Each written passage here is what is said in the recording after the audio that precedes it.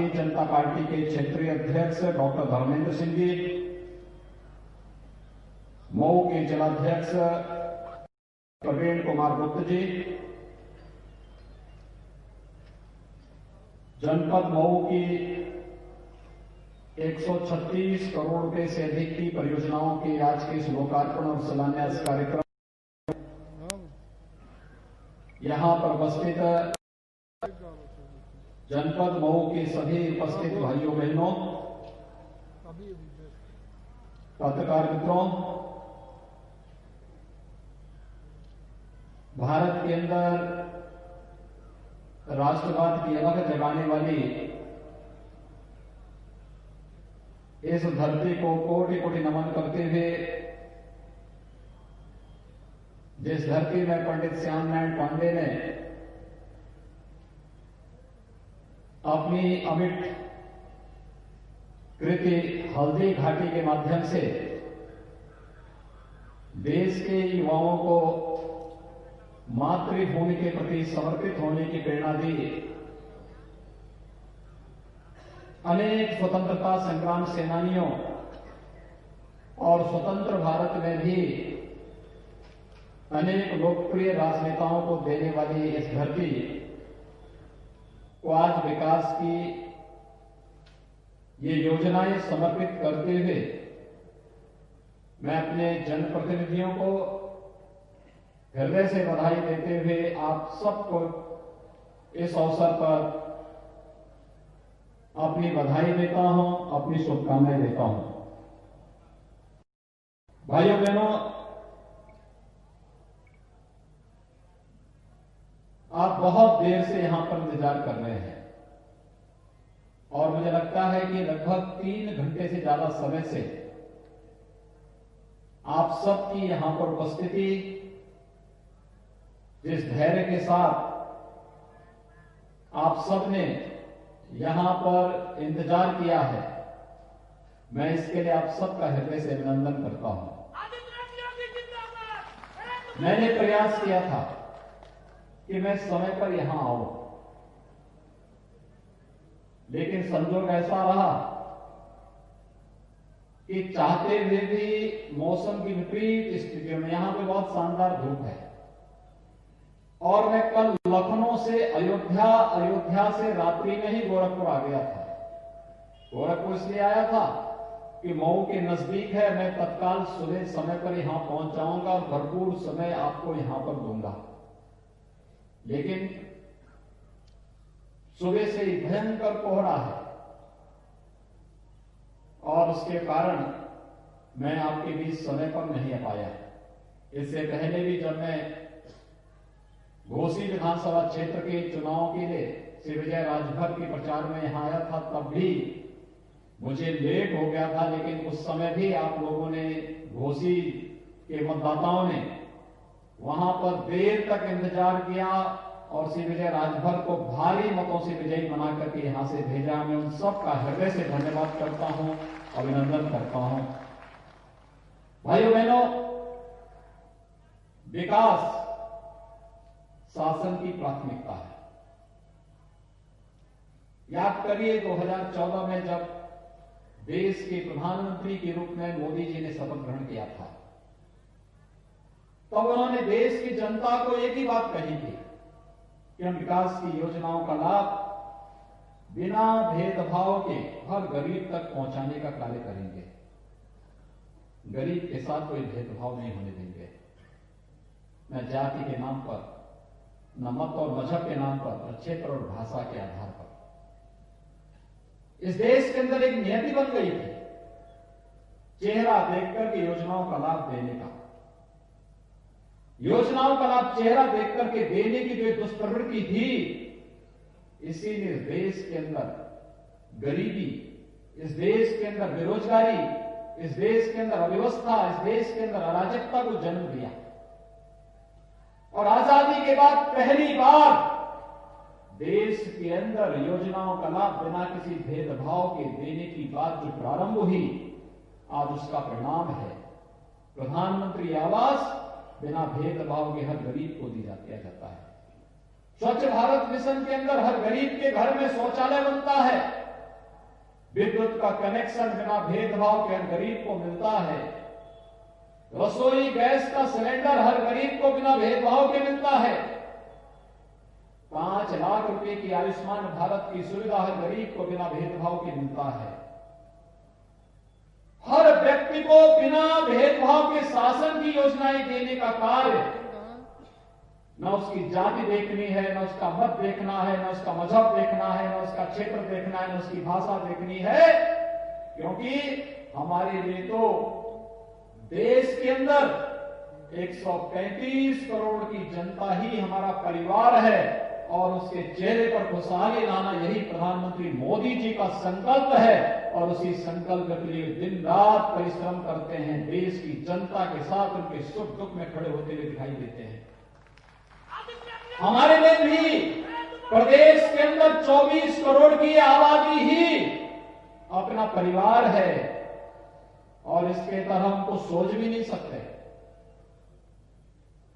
इसके अंदर कुछ भी नहीं सोचा जा सकता। इस 24 करोड़ जनता के चेहरे पर खुशहाली हो, इनके जीवन में मंगल हो और इन सबको न केवल विकास की योजनाओं के साथ जोड़ना बल्कि प्रत्येक नागरिक को सुरक्षा प्रदान करने का कार्य भी सरकार कर रही है। विकास की योजनाओं को पहुंचाने के साथ साथ, लोक कल्याणकारी योजनाओं को पहुंचाने के साथ साथ विकास की योजनाओं पर भी उनका अधिकार होना चाहिए, सड़क बननी चाहिए, बिजली आनी चाहिए, शुद्ध पेयजल की व्यवस्था होनी चाहिए, बाढ़ से बचाव की व्यवस्था होनी चाहिए, बंद पड़ चुके कल कारखानों को फिर से प्रारंभ होना चाहिए और युवाओं को रोजगार और नौकरी भी मिलनी चाहिए। आप याद करिए 2017 के पहले प्रदेश के अंदर नौकरी भी चेहरा देखकर के दी जाती थी।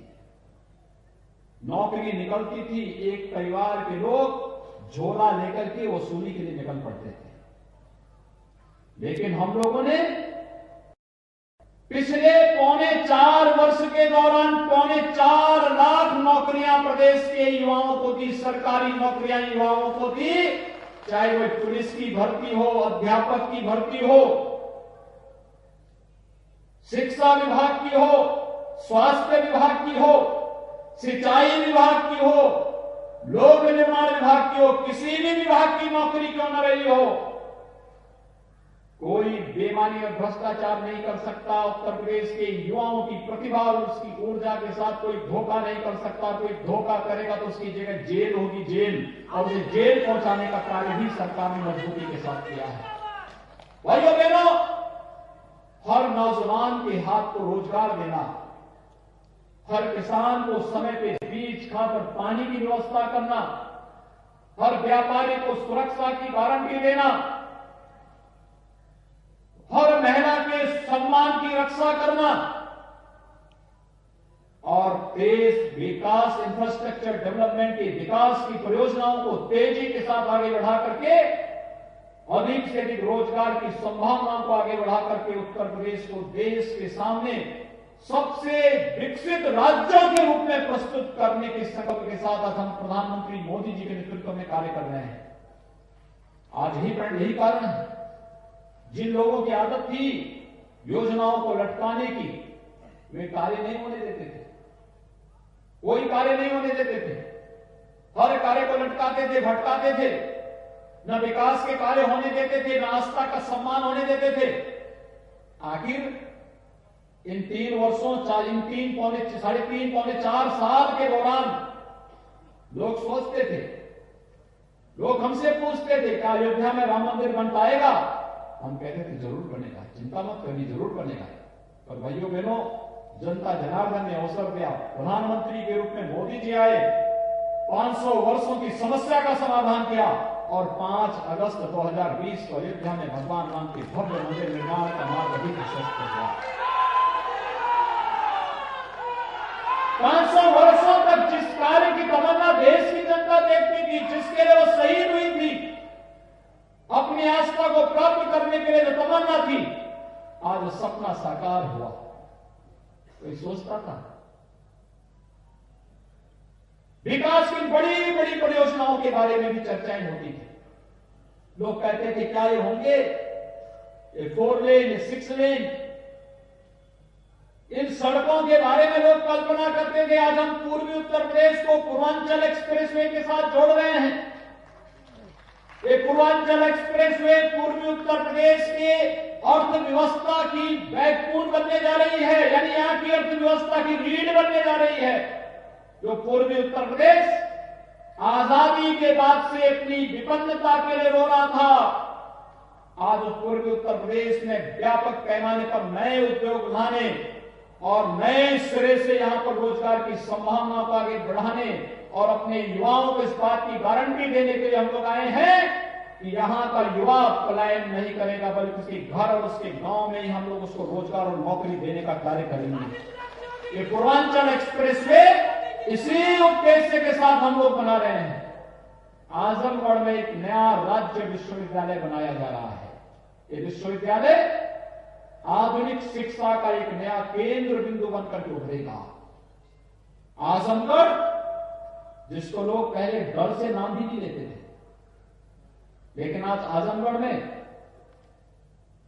विश्वविद्यालय बन रहा है, एयरपोर्ट बन रहा है।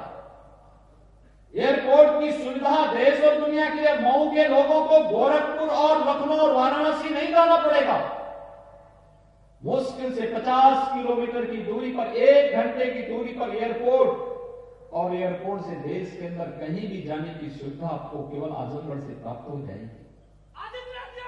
भाइयों बहनों, ये विकास की ये योजनाएं लोगों के जीवन में व्यापक परिवर्तन लाने की दिशा में सरकार का एक प्रयास है, क्योंकि विकास के प्रति सोच रखने वाली सरकार आपने दी, तो इसलिए सरकार ने भी इस प्रकार की योजनाएं की। हम लोगों ने प्रयास प्रारंभ किया है, महिला स्वयंसेवी समूह के माध्यम से मातृशक्ति के स्वावलंबन के कार्यक्रम को आगे बढ़ाया जा सके बहुत बेहतर तरीके से। आज आप देख रहे होंगे, अभी 3 दिन पहले हम लोगों ने 97,000 से अधिक महिला स्वयंसेवी समूहों को 400 करोड़ रुपए से अधिक की राशि रिवॉल्विंग फंड के रूप में वितरित की है। वे उनका समूह कुछ न कुछ कार्य अपने गांव में कर सके, कोई सिलाई का, कोई कढ़ाई का, कोई मास्क बनाने का, कोई अपने गांव की 1 डिस्ट्रिक्ट 1 प्रोडक्ट की योजना के साथ जुड़ने का, कोई मुर्गी पालन का, कोई बतख पालन का, कोई बकरी पालन का, कोई गाय पालन का, कोई किसी अन्य कार्य, कोई सौर चाक के साथ जुड़ेगा, कोई किसी अन्य योजना के साथ जुड़ेगा। ये सभी कार्य इसी के लिए, क्योंकि अगर एक महिला अपने परिवार में खुशहाल होती है तो पूरा परिवार खुशहाल होता है, और परिवार खुशहाल होता है और समाज की खुशहाली का मार्ग प्रशस्त करता है। और यही कार्यक्रम आगे बढ़ रहे हैं, और इसीलिए आज हम सब आपके बीच आए हैं आपसे कहने के लिए। सिद्धार्थ सिंह भी बड़े चिंतित थे पिछले दिनों, बरसात में बाढ़ आई थी, वे परेशान थे, बाढ़ से मऊ के अंदर नुकसान न हो जाए। हमने कहा चिंता न करें, हमने बाढ़ की समस्या का समाधान किया है, न्यूनतम स्तर पर लाए हैं, और देखना 1-2 वर्षों के अंदर में ऐसी स्थिति पैदा कर देंगे, बाढ़ की स्थायी समस्या का समाधान, बाढ़ की समस्या का स्थायी समाधान हम लोग निकाल देंगे। नदियों को ड्रेजिंग करके चैनलाइज करना, व्यवस्थित तरीके से कहीं भी नदियां इधर उधर नहीं जाएंगी, बल्कि एक चैनल उसको देंगे, उस चैनल के माध्यम से नदियां अपना राह बनाएंगी, जनता बाढ़ से बचेंगी, किसी भी प्रकार की कोई अव्यवस्था, अराजकता कहीं भी देखने को नहीं मिलेगी, और एक व्यवस्थित रूप से हम आगे बढ़ाने का कार्य करेंगे।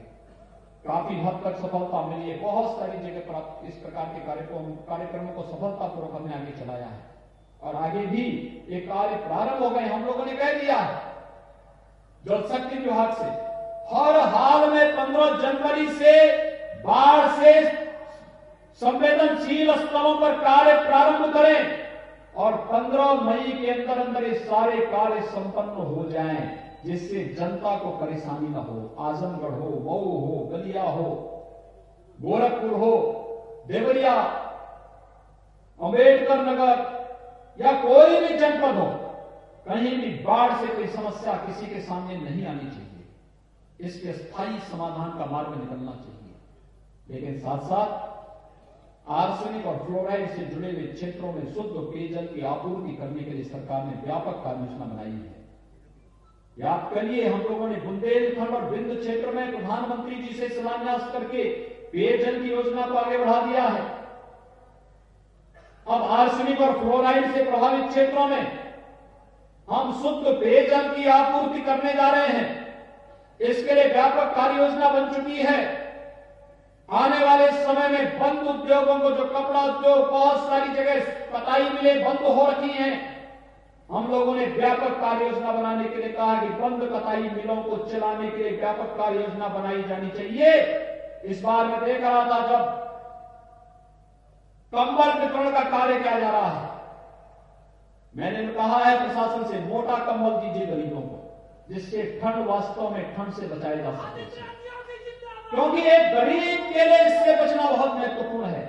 और भाइयों बहनों, ये मोटा जो कंबल है, ये मोटा कंबल प्रदेश के ही कंबल कारखानों में बनाया जा रहा है। पिछली सरकारों ने इन्हें बंद कर दिया था, हमने इसे फिर से चलाया है। और आज प्रदेश के कंबल कारखानों में बने हुए कंबल से जब गरीब की ठंड भाग रही है, तो उसका आशीर्वाद भी सरकार को प्राप्त हो रहा है कि देखिए, एक गरीब के ठंड को सरकार ने दूर किया है और उसका लाभ किस रूप में प्राप्त हो रहा है। ये योजनाओं का लाभ और साथ साथ शासन का पैसा अगर सही जगह इस्तेमाल हो जाए तो कोई समस्या ही नहीं आती। समस्या तो तब आती थी जब पिछली सरकारें इन सभी मिलों की जमीनों को बेचने का काम कर रही थी, मिलों को बंद करती थी, नौजवानों को बेरोजगार करती थी, और फिर एक एक करके जब ये कारखाने बंद होते थे, फिर उनकी जमीनों को नीलाम करने का कार्य औने पौने दाम पर करती थी। हमारी सरकार ने मिलों को, जमीनों को बेचने का कार्य नहीं किया। हमारी सरकारों ने बंद चीनी मिलों को बंद यानी बेचने का काम नहीं किया, बल्कि फिर से कोविड-19 के दौरान भी हमने चीनी मिलों को चलाया है। और हम लोगों ने कहा है कि जिनका मामला सुप्रीम कोर्ट में है, वहां से जैसे ही निस्तारण होता है मामला, हम लोग फिर से उन चीनी मिलों के पुनरुद्धार की व्यापक कार्य योजना बनाएंगे। लेकिन जिन चीनी मिलों का विवाद नहीं है, उन चीनी मिलों का पुनरुद्धार की व्यापक कार्य योजना बननी ही चाहिए, क्योंकि ये हमारे किसानों के हितों में है। और भाइयों बहनों, किसानों के लिए तो पिछले 6 वर्षों के दौरान प्रधानमंत्री मोदी जी के नेतृत्व में जितना कार्य हुआ है वो अविस्मरणीय है, अभिनंदनीय है। मैं प्रधानमंत्री मोदी जी का अभिनंदन करता हूं। आज के दिन पर कोई किसान ये नहीं कह सकता है कि प्रधानमंत्री किसान सम्मान निधि से उसको वंचित रखा गया। हर किसान के पास सालाना 6,000 रुपए प्रधानमंत्री किसान सम्मान निधि का देने की व्यवस्था कर दी गई है। 6,000 रुपए सालाना, यानी हर चौथे महीने 2,000 रुपए स्वतः ही किसान के खाते में जा रहे हैं। अभी परसों 25 तारीख को प्रधानमंत्री मोदी जी उत्तर प्रदेश के 2,30,00,000 किसानों के खातों में 1,800 करोड़ रुपए से अधिक की राशि सीधे उनके खातों में भेजने का कार्य करेंगे।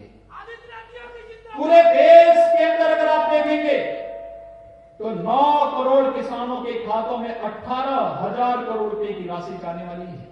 इतना बड़ा कार्य भाइयों बहनों पहली बार देश के अंदर हुआ है। किसानों की उपज को खरीदने का मामला हो, गन्ना मूल्य का भुगतान पिछले 3.5 वर्ष के दौरान 1,12,000 करोड़ रुपए से अधिक का गन्ना मूल्य का भुगतान हुआ। प्रधानमंत्री फसल बीमा योजना हो या प्रधानमंत्री कृषि सिंचाई की योजना, न्यूनतम समर्थन मूल्य के आधार पर किसानों की उपज को खरीदने का हो, या फिर केंद्र और प्रदेश सरकार की विभिन्न योजनाओं से किसानों को लाभान्वित करने का कार्य, ये सभी कार्य सफलतापूर्वक किए गए। और आज जब किसानों की आमदनी को दुगना करने के क्रम में केंद्र की सरकार ने 3 कृषि संबंधी बिल पास किए हैं, जिसके अंतर्गत किसान को स्वतंत्रता दी जा रही है कि किसान अपनी फसल को कहीं भी बेच सकता है, उस पर कोई टैक्स नहीं लगेगा। तो बहुत सारे लोगों को इसमें बुराई, यानी बहुत सारे लोग इस फैसले का विरोध कर रहे हैं। तो चंद मुट्ठी भर लोग हैं जो विरोध कर रहे हैं, क्योंकि किसान को बिचौलियों से मुक्ति उनको बुरा लग रहा है। भाइयों बहनों, हमें देखना पड़ेगा। बार बार केंद्र सरकार ने कहा है एमएसपी बंद नहीं होगी, न्यूनतम समर्थन मूल्य की घोषणा बंद नहीं होगी, लेकिन तब भी गुमराह करने का प्रयास किया जा रहा है।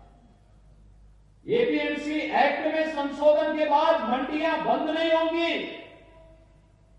लेकिन एक नई प्रतिस्पर्धा, जहां अच्छा दाम किसान को मिलेगा, किसान वहां पर अपनी फसल बेच सकता है, लेकिन गुमराह करने का प्रयास हो रहा है। बार बार कहा जा रहा कि कॉन्ट्रैक्ट खेती में एक म्यूचुअल अंडरस्टैंडिंग होता है, किसान देना चाहे तो अपनी खेत को कॉन्ट्रैक्ट खेती के लिए दे सकता है, लेकिन मालिक तो उसका किसान ही रहेगा। लेकिन गुमराह करने का प्रयास हो रहा है कि किसान के खेत पे दूसरे लोग कब्जा कर लेंगे। कैसे कोई कब्जा कर लेगा? आप जान नहीं रहे हैं, इन लोगों को मालूम ही नहीं है कि कोई माफिया बन करके जाएगा तो माफिया की क्या दुर्गति होती हुई देख रहे होंगे इस समय।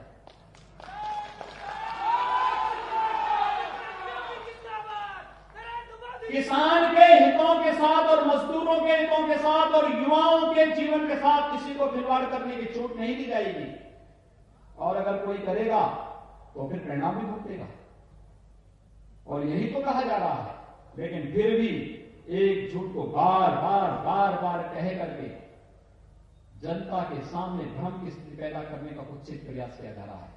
मैं आप सबका आह्वान करूंगा, आज हम सबकी जिम्मेदारी बनती है, सुधार आज की आवश्यकता है, और इस सुधार के साथ हम सबको जुड़ना चाहिए। ये विकास, इसी सुधार की प्रक्रिया के साथ आप सबको जोड़ने के लिए आज हम सब आपके बीच आए हैं। हम आने वाले समय में ढेर सारी अन्य योजनाओं के साथ यहां पर आ रहे हैं। आज तो मैं केवल एक सामान्य जनपद भ्रमण और यहां की समीक्षा की दृष्टि से आपके बीच में आया था। इन योजनाओं का जो हमारे जनप्रतिनिधियों ने यहां पर प्रयास करके यहां के विकास के लिए कुछ योजनाएं ला करके आपको समर्पित की हैं, इन योजनाओं का आज यहां पे लोकार्पण और शिलान्यास का एक भव्य कार्यक्रम यहां पर हो रहा है। मैं इसके लिए अपने इन सभी तीनों अपने विधायकों का, एमएलसी का, जो हमारे मंत्री हैं श्री दारा सिंह जी, श्री राम सोनकर जी, श्री विजय राजभर जी, श्री यशवंत सिंह जी, इन सबको हृदय से मैं बधाई देता हूं विकास की योजनाओं में रुचि देखने के लिए, विकास की योजनाओं को यहां लाने के लिए, और यहां की जनता को इन सारी योजनाओं को समर्पित करने के लिए मुझे बहुत प्रसन्नता की अनुभूति हो रही है। मैं मऊ जनपद के सभी नागरिकों को एक बार फिर से हृदय से बधाई देते हुए आप सबके प्रति अपनी शुभकामनाएं देता हूं, और आप सबको विश्वास दिलाता हूं कि हम विकास के पैमाने पर और सुरक्षा के पैमाने पर किसी भी प्रकार का कोई समझौता नहीं होने देंगे। आप सबके हितों को हर हाल में, चाहे वो गांव का विकास का मामला हो, किसानों के हितों का मामला हो, नौजवानों के रोजगार का मामला हो, या फिर महिलाओं के सम्मान का मामला हो, इस पर सरकार पूरी प्रतिबद्धता के साथ आपके साथ मिलकर के कार्य करेगी। आप सबके प्रति मेरी शुभकामनाएं। धन्यवाद। जय हिंद।